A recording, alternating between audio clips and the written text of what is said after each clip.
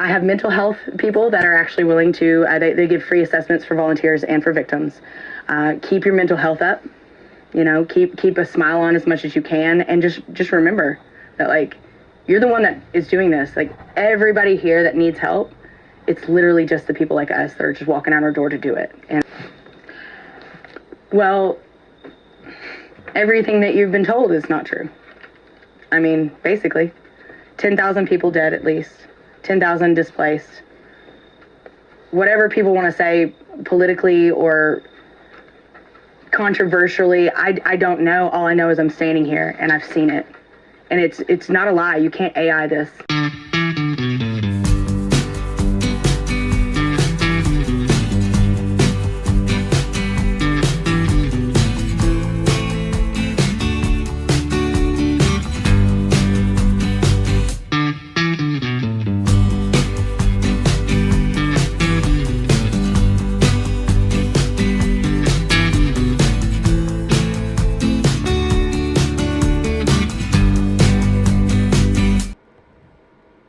Welcome back to Real Estate Mindset. I have a treat for you guys today. We're about to do an interview with a SAR Communication Center member. I just left Chimney Rock. You guys are going to love that story. Drove all the way out here. And real quick before I begin this video, I wanted to say thank you. The original SAR team in Tennessee, we generated about, counting the tithe for my wife and I think $8,500. They were flat broke when we saw them. So, you know, they're talking about you guys nonstop. And, you know, this video is going to be extremely important because, well, just listen to this. I appreciate your time today, and I'm looking forward to discussing your concerns and basically why you're here and what what you're doing. Can you start by telling the viewers why you're here and what you're doing? So I am a psych and marketing major. That 30 days ago, I had no idea I'd be doing this. I live in Sevierville, Tennessee. We live right next to Newport, which was obviously devastated as well. I had friends that, once I realized what they were going through, I was like, I need to know a little bit more, like what's going on. And then I went out with a very, very big convoy, like 300-person convoy. Obviously, everybody gets really excited, especially at the very beginning.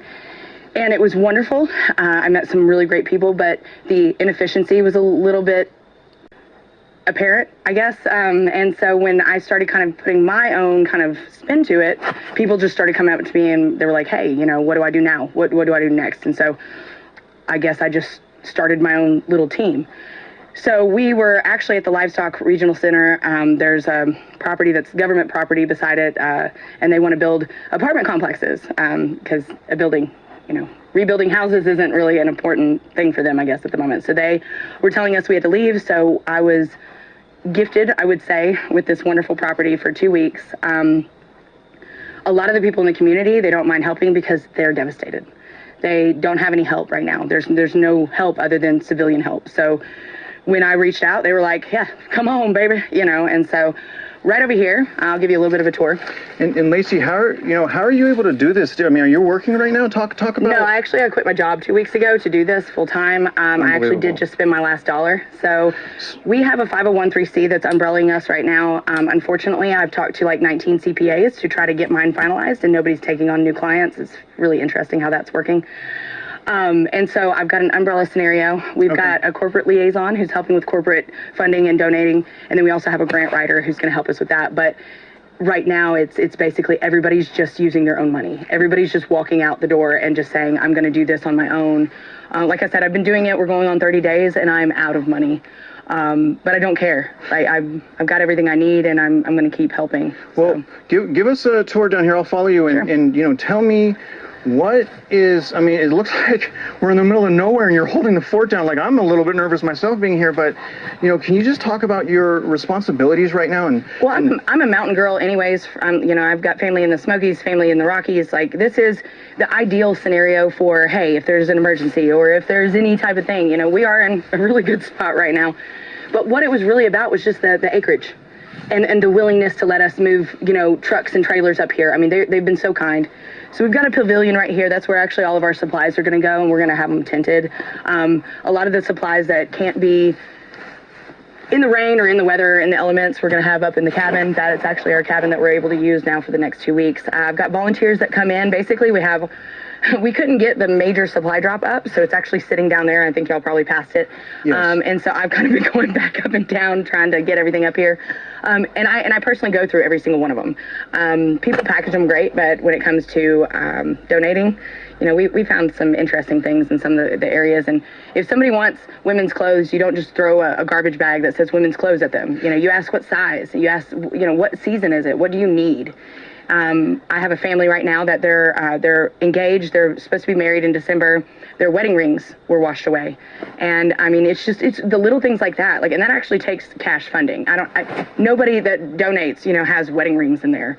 But I want to get her a new set of, you know, even if it's cheap and not necessarily what she wants, you know, I mean, it's the little things that. I had a lady ask me for Dr. Pepper and granola bars. She was like, I really need it. And I was like, I got you. Like, I understand. Yeah. So we have an adopt a family, adopt a neighborhood program.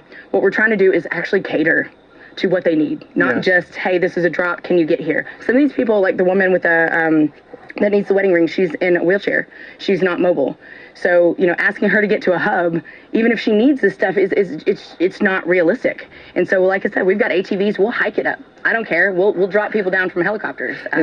Lacey, can you show us the command? I know you just got here. I know it's not perfect yet, but no, but it's okay. Can you take us to and show us your this is actually where the volunteers will be camping. Okay. Obviously, the supplies and everything else will be right over here. I did just get here, so it does look a little empty, but trust me, in the next 2 weeks, it's going to be crazy. How many teams are you kind of leading right now? And what do you do for these SAR teams? Are you like trying to get them supplies?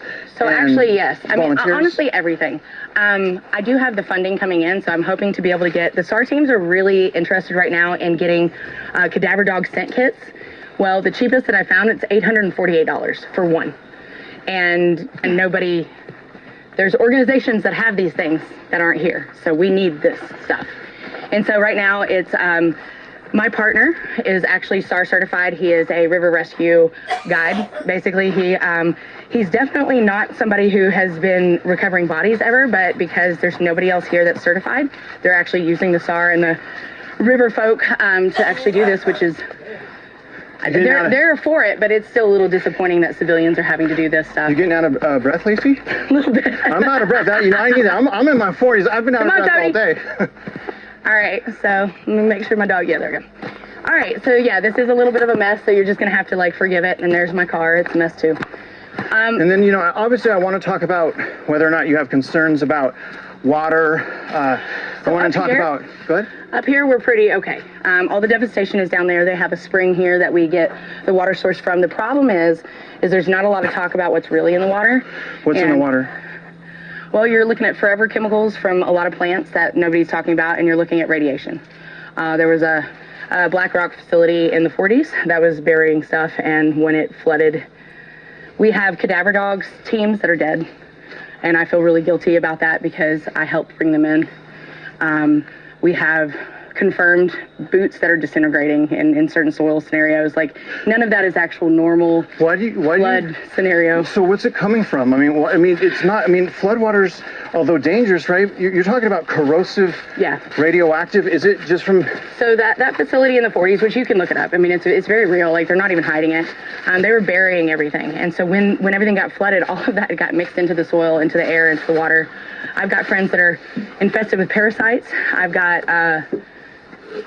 We've got confirmed illnesses that nobody can really understand, and then the diagnostics that they're getting from whatever medical place that they were at, it's not adding up. Like, you know, the symptoms are not adding up to what they're saying is causing it. And so, like I said, I mean, we've got teams.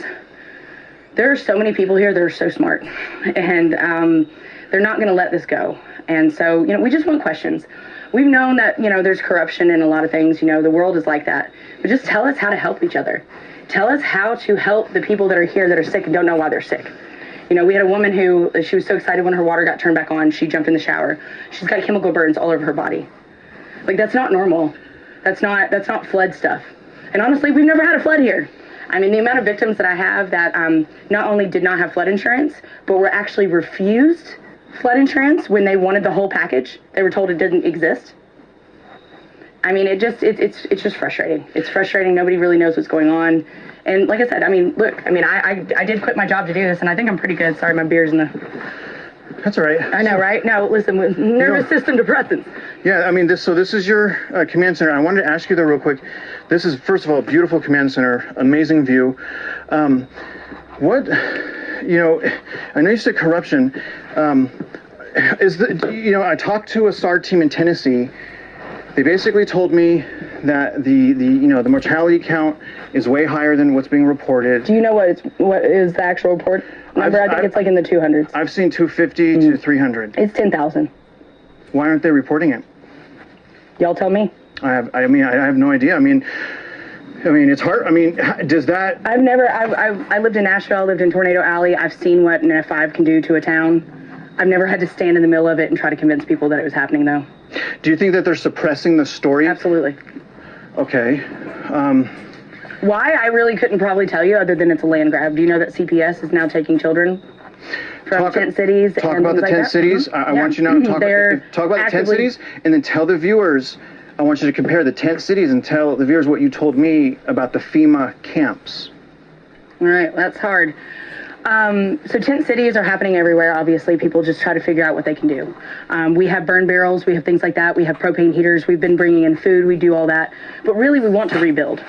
People don't want to leave their homes. So we have actually a program here to where we will help you keep your taxes up. We will help you keep your land if you do need to relocate. We've got places in Arizona, Mississippi, and I guess New Mexico now, that, just better climates for the winter. And so we can help temporarily put families or elderly people or anybody who really needs it. But what I've been finding is people want to fight for their land because they're not really understanding exactly what has happened. And so if everybody just leaves, then yeah, they will be able to come in and just take it. And so, these are mountain people. They're the coolest but most not going people I've ever met. And so, it's very confusing. You have FEMA offering $300,000 to some people and then nothing to some others. They're not here. And honestly, the camps that, these fugitive refugee camps that they're calling them. And you're talking about the FEMA now, right? Okay, so the FEMA camps are you said refugee camps. Are you saying because of the conditions? There's not a single refugee in these camps. There's nothing but armed guards with AK-47s and a bunch of really big equipment that does not look safe or fun or welcoming. Okay. And like I said, they're not picking people up and asking them to come. They're just building these facilities that, So just to reiterate, you're saying at the FEMA camps that are designed to house, citizens, they're being guarded by soldiers, potentially soldiers with AK-47s? It's private security. They're not soldiers. There's private security. Why would you need that, right? I don't know. Why? Is there any speculation on? Yeah, everybody knows. Tell me. G-rated, PG-13. It's not good. I don't know what else to say. It's not good. It doesn't bring any warming, welcoming feelings. If it was, they would already be here. They'd be helping people. People are digging themselves out. People are finding their own bodies. People are alone right now. And so yeah, we have the National Guard that's not here. Yeah, they've been here. And the funny thing is when we were at the Regional Livestock Center, we had the National Guard come in and they were reallocating supplies. Every single one of those soldiers were my kids' age, 18, 19, 20. Not only that, none of us would care. There's no competition here. If you're helping, you're helping. We don't care. But I have not seen, and I've not had one person confirm that I've seen a Humvee in somebody else's driveway dropping off supplies. So where are you taking them? Where is it? You've got concerts and benefits right now from these famous people. Where is the money? Somebody said that what's-his-face raised $24 million. Where? Show us. We will be okay with that. But you let us know where $24 million worth of help is coming. Because I can tell you right now of 10 families that I just met in the last 2 days. They don't, what? Where? You're not going to miss out on $24 million worth of supplies. You have helicopter crews that are being told that they're going to get arrested if they help people. You have, I'm a psych major, so my big issue is psych medicines. You can't stop taking psych meds. It is dangerous for you. It's dangerous for the people around you. People weren't able to do anything. They're barely able to keep surviving. It's about to start getting really cold here. You've got seasonal depression. You've got a lot of suicide watch. I have mental health experts that are on the ready, but it's just, I can't do it all by myself. And I don't think really anybody can. We are linked up with like 4 other groups. Unfortunately, like I said, TikTok has been basically our best option as being able to get support. Lacey, can I ask you if say we lived in a perfect world, or say you were the head of some type of municipality, what would you say? I mean, if I'm going to be that honest, they should and I be guess doing? I should. I mean, there's no bars holded now, I guess. Yeah. I would like a reconstruction of our whole government. I don't think anything's functioning right anymore. I think that we've been hacked. You know, I mean, these are just people. They don't care about world domination or whatever else. They just want to live. And I mean, perfect world. I mean, we would have help. We wouldn't, you know, I mean, everybody wanted to talk about the election. Well, 10,000 people are dead, so they couldn't vote, and 10,000 other people are displaced, so they couldn't vote either, and nobody seemed to actually care about that.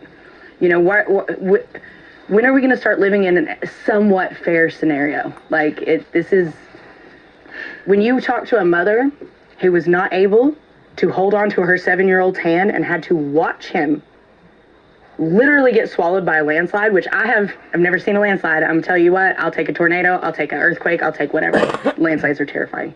It is the world just drops underneath you and it becomes this massive, you know, people were getting in their cars. Have you seen some of the cars? They were getting in their cars because they thought it would help them. They're like flattened. You know, we found a woman who, obviously when the whole water scenario happened, you could tell she was trying to get back to her infant in the back of the car to get him out. Her and the infant were still there. You had bodies just hanging in trees. One of the women that I interviewed, she's actually a friend of mine. We grew up together. I didn't even know she lived out here. She reached out to me on social media. The landslide that happened behind her house, it was like a river just opened up in the mountains. And I don't know how else to explain it other than it was like the hand of God just said, no, not this house. And, you know, she's almost 8 months pregnant. They're terrified of what is in the water and in the soil. And she's got 4 kids that are just the cutest little things in the world. And it's, you know, these are my people. These are my people, you know, and I actually don't care. The whole world is my people. But I don't know how else to help other than say, okay, I'm going to help you get that tree off your house. Like, we're going to, you know, but no, I mean, insurance companies aren't answering.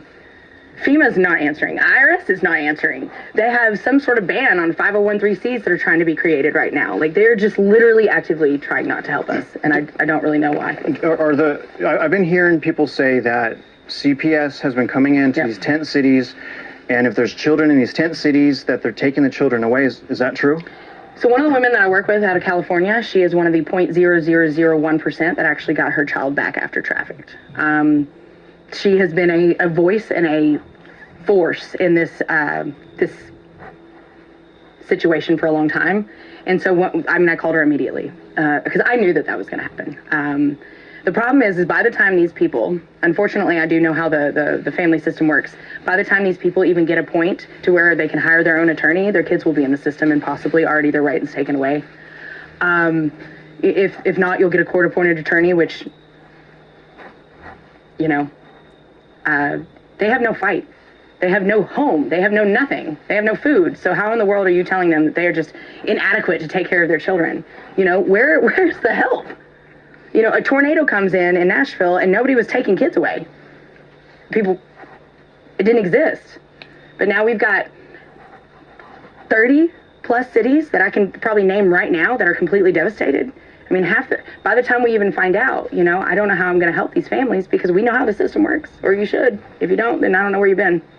But Lacey, can we talk about now, and I want to end on giving some messages to people, but can you talk about, it takes a lot to show up, but it takes even more to stay here because the honeymoon phase is gone. Mm-hmm. It's all grit and heart, and I'm sure there's a lot of self-talking, maybe praying and stuff, but can you share maybe a story of what volunteer, maybe part of the SAR team or not, that has motivated you the most? Like when you're tired, you're like, no, I got to keep pushing because this person does this. Can you share that with us? Yes. You know, there's a lot that goes on when you're like, I do feel very much like a war reporter when I'm doing the footage and stuff like that. It's not only devastation, but we live in our trucks. We're like storm chasers, basically. We go where the damage is. And there is a partner of mine that I will say, he was there at the very beginning. He lives in Hartford, and when he was awoken at 3 o'clock in the morning to people wondering if he was okay, he literally got in his own kayak and was like trying to help his own neighbors. He then got in his car and he was on I-40 as it was collapsing, trying to get to the other side so he could help. Day 8 for me, the first time I was in the field, I realized that it had been a lot longer for him. I made him calculate it. I was like, how long? It was 36 days. Our brains are broken. There's a lot of trauma bonding. There's a lot of people that I didn't know 10 days ago that I will know for the rest of my life. So he is probably my biggest, I guess. Well, his job is gone. He was on the river, you know what I mean? His river is completely done, So, he also doesn't have a job just like me. Mine was a little bit more voluntary, but, yeah. Now, Lacey, we've talked to a fair amount of volunteers. Can you give a message to the volunteers right now that are burnt out and want to quit? Yes. Don't. I've got funding. It is so hard. It is so hard in a situation to where your brain, again, I was a psych major. I knew all this stuff could happen, but I've never felt it myself, independently. It is really difficult. But the only thing that keeps me going, truly, is the other people. If you want to help, there's still help. If you need to get paid to help, I can probably help that. There's nothing wrong with needing to continue your life. There's nothing wrong with wanting to help, but also I have bills. That there's nothing wrong with that. But I have mental health people that are actually willing to, they give free assessments for volunteers and for victims. Keep your mental health up, keep a smile on as much as you can. And just remember that you're the one that is doing this. Everybody here that needs help, it's literally just the people like us that are just walking out our door to do it. And it's, I think, one of the most beautiful things I've ever been a part of. Are you from North Carolina? I'm actually from Tennessee. I'm originally from Nashville, but I live in Sevierville. But you're in North Carolina right now, so can you... Well, basically I live here, yeah. Well, now, right, but can you give a message to now the citizens of North Carolina that feel like the world has abandoned, because maybe they don't even know that you're here, just giving your heart and soul to just try to help anyone that you see and everyone that you see. Can you just share with them that you're coming and to reach out to you? I'm here. I'm not going anywhere. I don't know if it's 6 months or 3 years, but I'm going to build a team. We have a whole rebuilding process. We have an educational center that are coming to help people basically live sustainably on their own, because we might obviously need that since there's no help. But I'm not going anywhere. Neither any of the people that I'm working on. I have every single thing I was doing. I have 2 kids. I have 2 teenagers in Nashville, and they know what I'm doing. They're supporting it, but I've literally dropped everything to come and do this, and I'm not going anywhere. And then can we end by, talk to the real estate mindset community. It's not going to be the world, but can you just tell the viewers what they need to know that they are not hearing or seeing on mainstream media? Tell them what you need them to know about this situation, please. Well, everything that you've been told is not true. Basically, 10,000 people dead at least, 10,000 displaced. Whatever people want to say politically or controversially, I don't know. All I know is I'm standing here and I've seen it. And it's not a lie. You can't AI this. Like I said, I've seen towns devastated. Have you seen 40 towns devastated? This is, and nobody's even talking about the smaller, encompassing little places that are not even really a town. They're just a byproduct of this big other city. They're gone. They're gone. And people have no help. They're not getting any type of response from insurance companies, from FEMA, or anything else. We had a whole election without all these people. How can we support you? So right now, like I said, I understand that most people, they really need a 501(c), and I get that. Tax write-offs, having the legitimacy, and they're really, I do need people to hear me. Be careful who you donate to. It is kind of the wild, wild west out here, and there's a lot of people that are kind of being nefarious. I will put my personal number in the bio here. I will let him, anybody who contacts him, he can set you up straight with me. You can talk directly to me. I will FaceTime you and show you what I'm doing. With the Adopted Family Program, Adopted Neighborhood Program, I'll show you exactly who you're helping. You know, there is nothing here to hide, but what we need money. I need to keep diesel in the trucks. I need to keep fuel in the chainsaws. I need to keep food in these boys. I need to be able to, like I said, the wedding rings, things like that. I bought phones for people. There was a lot of people that when we go into the community, when we help someone, when we're done helping them, we say, okay, where can we go? And so then they send us. Well, there's a couple people, they're like, well, you have to just drive there because they don't have a phone. Well, we went out and bought them a phone. You know, like there's just a whole lot that kind of encompasses what you can do to help, but we need funding. And unfortunately, like I said, I mean, I don't know why the red tape is there, but it is. And so, like I said, you can call me directly. I'll show you exactly where it's going. All right. Well, last question, Lacey. Why are you so awesome? There's a lot of my exes are going to be like, oh, I don't know about that. Is that what I can end on that note? You want to end on that note? I don't know. No, go ahead. I just give a shit. I don't know. I've had a lot of people in my life ask me why I care so much, and I don't really know how to answer that. Why don't you? Why aren't you? Y'all, that is an American hero right there, Lacey. Let's show her that as a community, we're here to support people just like her. All of her information, her contact information is going to be there. Don't overwhelm her. Show her some love, and just pray for what's going on. Let's continue to help her until the job is done.